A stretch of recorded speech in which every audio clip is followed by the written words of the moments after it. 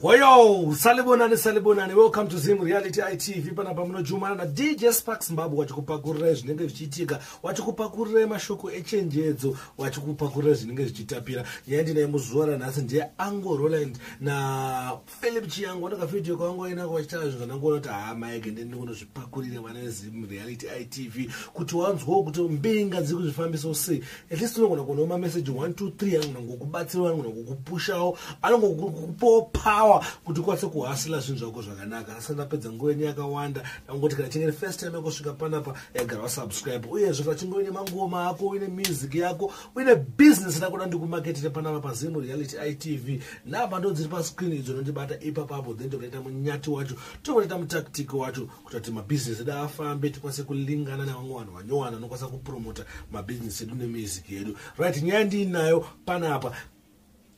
What does Roland do? Wanunguona zvakakona kana kapadhuze nemizo asingazivi kuti zvinoatirasitwa neita. Kutsvaga mari sasa. Okay. Kuti muri saverengara. Sure. Ndingatibira seendera chete. Sure. Vafana vakawanda sasa vakakuona vakandiona anditi vanoda kuinspire. So what is it that you think a young man who is looking forward to becoming a serious businessman should consider first? Afana kuwanika business. Sure. Siyaziva kuti pavanongasenza vanofana kusiyira mubhuzu. Sure.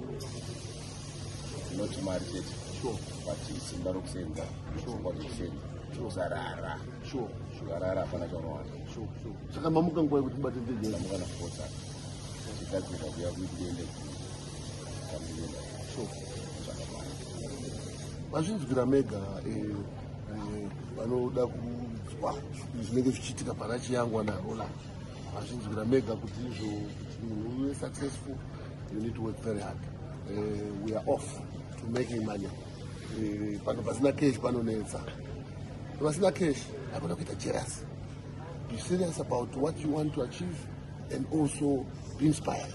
Don't be hating. A lot of people are losing it when they hate. They hate Roland, they hate Chiango. Ita cash yako. Hakuna kujenga vanhu. That way you will be okay. Right, tofunga mangowanzwa kumaitaya kuti musangohete so handika unofana kungoinspire, unofana kuone munhu anokuinspirewo kuita kuti ngowenga because wakona munhu anokuinspire unogona kushanda more handika unogona kuti hard working ipapinda kuti zvinhu zvako zvitese zvikufambira zvakanaka. Thanks for watching. My name is DJ Sparks Mabwe. Ndiripo pachivhitivhiti cheZim Reality ITV, chivhitivhiti chinotapira. Thank you.